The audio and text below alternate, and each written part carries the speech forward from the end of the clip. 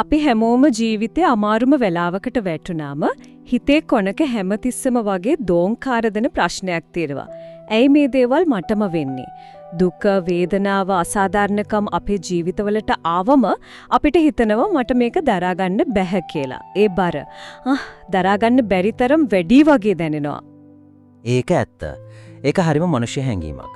හැබැයි ඒ අදහසට අභියෝග කරන පැතිකඩකුත් ඉතිහාසය අපිට පෙන්නනවා. හිතා ගන්නවත් බැරිතරම් අමානුෂික තත්ත්වයන් යටතේ මනුෂ්‍යත්වය කියන දේ බිඳුවටම දාලා සලකපු තැන්වල ජීවත් වෙලත් ඒ දුක් වේදනාවන් මැදේ ජීවිතයට අර්ථයක් හොයාගත්ත මිනිස්සු හිටියා. එතකොට ඇත්තටම ප්‍රශ්නේ තියෙන්නේ මෙතන. අපව බිඳ දමන්නේ දුක පැවතීම නිසාද? නැතිනම් ඒ දුකට කිසිම අර්ථයක් කිසිම හේතුවක් හොයාගන්න බැරි වීම නිසාද? ඉතින් අද අපි මේ ප්‍රශ්නෙට උත්තර හොයන්න උදව් වෙන ඇත්තටම බලවත් පොතක් ගැලයි ගැඹුරින් කතා කරන්නේ. ඒ තමයි වික්ටර් ෆ්‍රැන්කල් විසින් රචිත Man's Search for Meaning කියන පොත. මම කියන්න ඕන මේක සාමාන්‍ය self help පොතක්වත් නෙවෙයි, කොහෙත්ම නෑ. ඔබට පුළුවන් කියලා කියන අභිප්‍රේරණ දේශනයක්වත් නෙවෙයි. මේක ඊට වඩා ගොඩක් ගැඹුරු, ගොඩක් අමාරු, ඒ වගේම බලාපොරොත්තුවක් දෙන සත්‍ය කතාවක්. ඔව්. ඒකේ ව්‍යුහය මේකට සාක්ෂි දරනවා. පොතේ පළවෙනි කොටස Experiences in a Concentration Camp. එහෙමත් නැත්නම් නාසි ගාල් කඳුරු වල ෆ්‍රැන්කල් ලැබූ පෞද්ගලික අතිශය කටුක අත්දැකීම් ගැන. ඔහු න්‍යාය කියන්න කලින් තමන් මේ න්‍යාය ගොඩනගාගත්ත අත්දැකීම් ටික ඉස්සල්ලාම අපිට දෙනවා. ඊට පස්සේ දෙවෙනි කොටස ලොගෝതെරපි in a nutshell. එහෙමත් නැත්නම් ලොගෝതെරපි දර්ශනය අපිට පැහැදිලි කරන්නේ. අත්දැකීම පළමුව, න්‍යාය දෙවනුව. ඒකම මේ පොතේ අව්‍යාජ බවට හොඳම සාක්ෂියක්. කතුවරයා ගැන කතා කළොත් වික්ටර් ෆ්‍රැන්කල් කියන්නේ නිකම් ලේඛකෙක් නෙවෙයි. ඔහු ව්‍යානාවල හිටපු ප්‍රසිද්ධ මනෝචිකිත්සකයෙක් සහ ස්නායු විශේෂඥයෙක්. හැබැයි නාසි ගාල් කඳුරුකට ගාල් කලාට පස්සේ ඔහුට තමන්ගේ පවුල, බිරිඳ, දෙමව්පියන්, නිදහස, වෘත්තීය ගරුතත්ව, කිසාචස මිනිසෙකුට වටිනා කියන හැම දෙම අහිමි වෙනවා. ඔහු ඉතිරි වෙන්නේ අංකයක් විතරක් තියෙන සිරකරුවෙක් විදිහට. ඔහුගේ චරිතයේ ශක්තිය තේරුම් ගන්න පුළුවන් පොතේ සඳහන් වෙන අපූර්ව කතාවක් තියෙනවා. දෙවන ලෝක යුද්ධය පටන් ගන්න කලින් ෆ්‍රැන්කල්ට ඇමරිකාවට යන්න වීසා බලපත්‍රයක් ලැබෙනවා. ඒක ඔහුගේ වෘත්තීය ජීවිතයේ විශාල අවස්ථාවක් නාසි උබදුරෙන් ගැලවෙන්නත් එක්ක. නමුත් ඔහුට තමන්ගේ වයස්ගත දෙමව්පියන්ව වියානාවල තනි කරලා යන්න හිත දෙන්න නැහැ. ඒක හරිම අමාරු තීරණයක් වෙන්න ඇති. එක පැත්තකින් තමන්ගේ අනාගතය සහ ආරක්ෂාව, අනිත් පැත්තෙන් තමන්ගේ දෙමව්පියන්. හරියටම ඔහු තීරණයක් ගන්න බැරුව ගෙදර ඉන්නකොට මේසයක් උඩ තිබිලා කිරිගරුණ කැබැල්ලක් දකිනවා. ඒක නාසිවරු ගිනි තියපු සිනගෝගයකින් ඔහුගේ පියා අහුලගෙන ආපු එකක්. ඒ කැබැල්ලේ කොටලා තිබුණේ දසපනතේ එක කොටසක්. නුඹේ පියාටත් මවටත් ගෞරව කරන්න.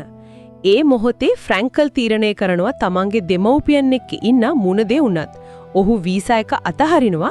ඒක ඔහුගේ වගකීම පිළිබඳ හැඟීම පෙන්වන අතිශය ප්‍රබල උදාහරණයක්. ඔහු ආරක්ෂාවට වඩා වගකීමට මුල් තැන දුන්නා. ඒ වගකීම පිළිබඳව හැඟීම ඇත්තටම ප්‍රබලයි. ඒකෙන් පැහැදිලි වෙනවා ඔහුට තමන්ගේ වෘත්තියටත් ජීවිතයටත් වඩා දෙයක් වටිනවා කියලා. එතකොට ඒකද මේ පොතේ හරය. අපේ ජීවිතේ එළවන දේ සතුටවත් සාර්ථකත්වයක් නෙවෙයි, ඊට වඩා ගැඹුරු දෙයක් කියන එකද? හරියටම. ඒක තමයි ෆ්‍රැන්කල්ගේ දර්ශනීය කේන්ද්‍රය. ඔහු කියන්නේ මිනිස්සාගේ මූලිකම ගාමක බලය සතුට, බලය හෝ සාර්ථකත්වය නෙවෙයි, අර්ථය, මීනින් කියන එක. ඔහු නිතරම නීචේගේ කියමන කුපුඩා දක්වනවා. ජීවත් වීමට මන්ද යන්න දන්නා කෙනෙකුට ඕනම කෙසේද යන්නක් දරාගත හැකිය. ඔයාට ජීවත් වෙන්න හේතුවක් තියෙනවා නම් ජීවත් වෙන විදිහේ දුෂ්කරතා දරා ගන්න පුළුවන්. ලොගෝതെරපි දර්ශනයේදී මේකට කියන්නේ will to meaning. එහෙමත් නැත්නම් අර්ථය සඳහා වූ අදිෂ්ඨානය කියලා. ඒක අනිත් මනෝවිද්‍යාත්මක මතවාද එක්ක බලද්දි කොහොමද වෙනස් වෙන්නේ? අපි අහලා තියෙනවා ෆ්‍රොයිඩ්, ඇඩ්ලර් වගේ අය ගැන. හොඳ ප්‍රශ්නයක්. සිග්මන්ඩ් ෆ්‍රොයිඩ් කිව්වෙන් මිනිසාගේ මූලිකම ගාමක බලය will to pleasure එනම් සතුට සඳහා වූ අදිෂ්ඨානය කියලා. හැමදේම කරන්නේ සතුට හොයාගෙන.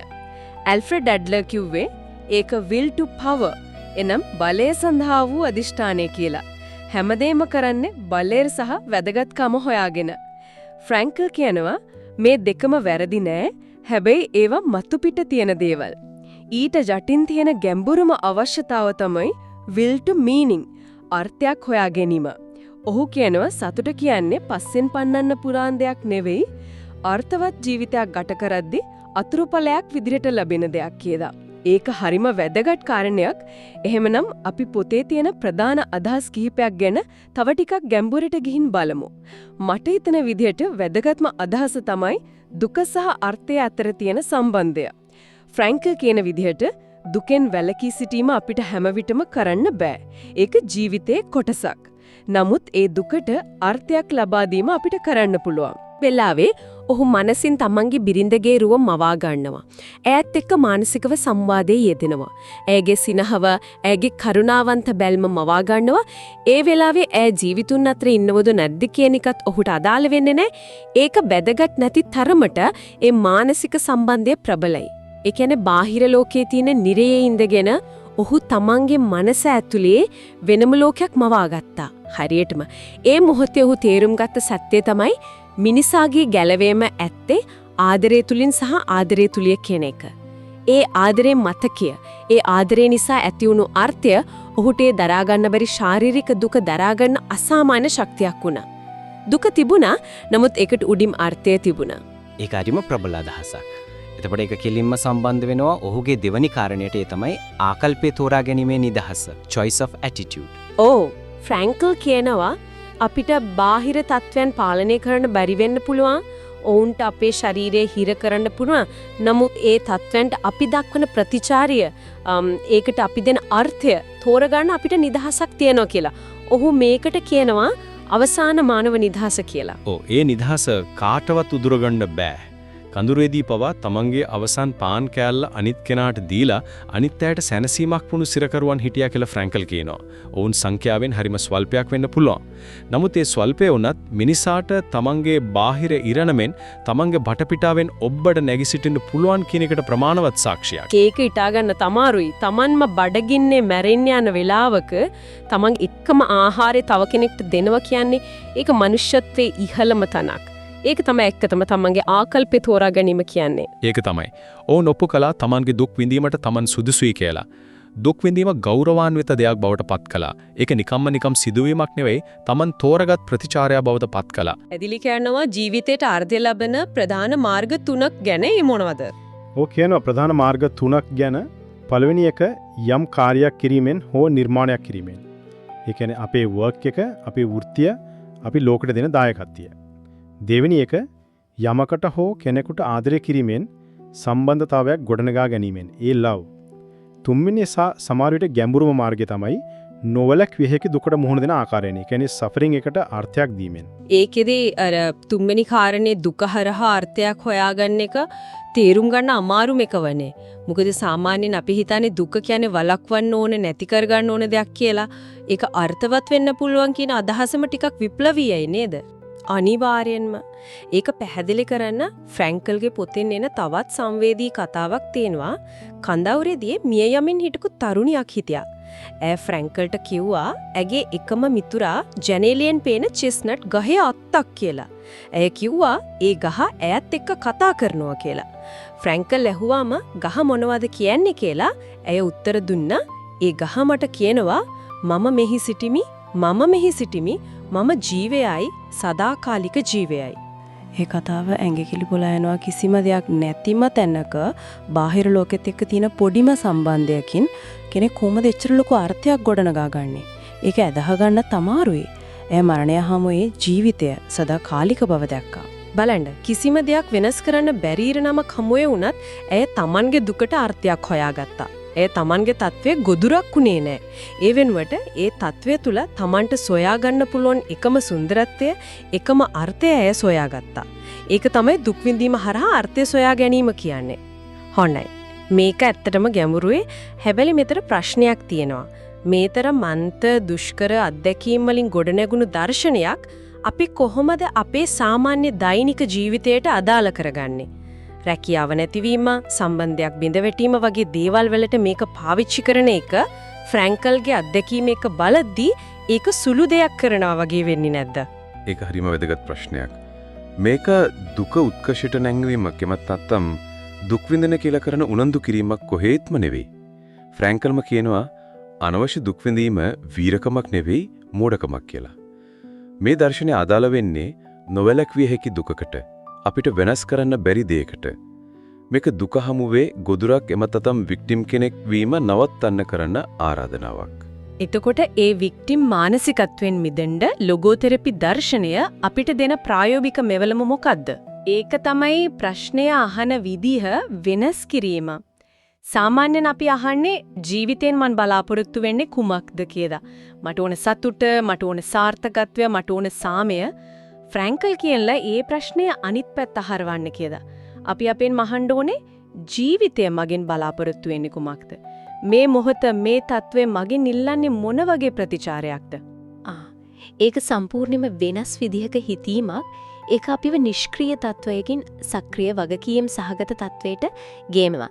මට මොනවද ඕනේ කියන තැනින් මගෙන් මොනවද අවශ්‍ය වෙන්නේ කියන තැනට. හරියටම අමාරු වෙලාවක ඇයි මට මෙහෙම වුනේ කියලා අහනව වෙනුවට හරි මේක තමයි තත්වය, මේක වෙනස් කරන්න බෑ. එහෙමනම් මේ තත්වෙන් මට මිනිසුකු ලෙස වර්ධනය වෙන්න පුළුවන් කොහොමද කියලා ඇහුවොත් ඒ මොහොතේම දුක අර්ථයක් බවට පරිවර්තනය වෙන්න පටන් ගන්නවා. ඒක අභියෝගයක් බවට පත් වෙනවා. වර්ධනය වීමේ අවස්ථාවක් බවට පත් වෙනවා. ඉතින් මේ පොතේ අවසන් පණිවිඩය සාරාංශගත කළොත් Man Search for Meaning කියන්නේ සතුට සහතික කරන පොතක් නෙවෙයි. ඒක කියුවට පස්සේ ජීවිතේ ප්‍රශ්න ඉවර වෙන්නෙත් නැහැ. ඒ වෙනුවට ජීවිතේ කොයිතරම් දුෂ්කර වුණත් අර්ථයක් තෝරාගැනීමේ හැකියාව ඒ නිදහස මිනිසාට තියෙනවා කියන බලාපොරොත්තුව දෙන පොතක්. නැවත වතාවක් මතක් කළොත් ජීවිතේ විනාශ කරන්නේ දුක නෙවෙයි අර්ථයක් නැති දුක. මම අවසාන වශයෙන් සවන් දෙන්නාට හිතන්න දෙයක් ඉතුරු කරන්න කැමතියි. ෆ්‍රැන්කල් දොස්තෙව්ස්කිගේ කියමනක් නිතර සිහිපත් කරනවා. මා බියවන එකම දේ මා විඳින දුක් වේදනාවලට මා නුසුදුසුකෙකු වීමයි. ඒක හරිම ගැඹුරු අදහසක්. දුක් වේදනාවලට සුදුසුකු වීම ඒක හිතන්නවත් අමාරු දෙයක්. ඒකෙන් මොකක්ද ඇත්තටම අදහස් වෙන්නේ? අපි මුහුණ දෙන අභියෝග ඒවයින් ගැලවෙන්න තියෙන බාධක විතරක්ම නෙවෙයි. සමහර විට ඒවා ඒ දුක් වේදනාවලට සුදුසු වෙන්න. ඒ කියන්නේ ගෞරවාන්විතව, ධෛර්යවන්තව, කරුණාවන්තව ඒවට මුහුණ දීලා ඒ හරහා මිනිස්සෙක් විදිහට ඉහළට යන්න අපිට ලැබෙන අවස්ථාවක් වෙන්න බැරිද කියන ප්‍රශ්නය. අපේ දුක අපේම වර්ධනයේ කොටසක් කරගන්න පුරුවන්ද කියන අභියෝගය. Taman විදින දුකට සුදුසු එක්වීම. ඒක ඇත්තටම මේ සංවාදයේ පුරාවටම හිතේ රැඳෙන අදහසක්. බොහොම ස්තුතියි මේ ගැඹුරු විමසුමට. ඔබටත් ස්තුතියි. මේ වගේ පොත් මනස සහ ජීවිතය පිළිබඳ ගැඹුරු සංවාදවලට කැමති නම් චින්තන මණ්ඩපයේ සමග දිගටම රැඳී සිටින්න ඊළඟ වැඩසටහනකින් නැවත හමුවීමේ බලාපොරොත්තුවෙන් අදට අපි සමුගන්නවා. චින්තන මණ්ඩපය සිතන මිනිසා වෙනස් කරන සංවාද. පොත් මනස සහ සමාජය අතර ගැඹුරු නමුත් සරල සිංහල සංවාදයක්. ලෝක ප්‍රසිද්ධ අදහස්, ප්‍රායෝගික මනෝවිද්‍යාව, ජීවිතයට භාවිතා කළ හැකි දැනුම. කියවීමෙන් සිතීමකට, සිතීමෙන් වෙනස් වීමකට. චින්තන මණ්ඩපය. හුදෙක් පොඩ්කාස්ට් එකක් නොවේ. සිතන මිනිසා සඳහා නිර්මාණය කළ සංවාද මණ්ඩපයකි.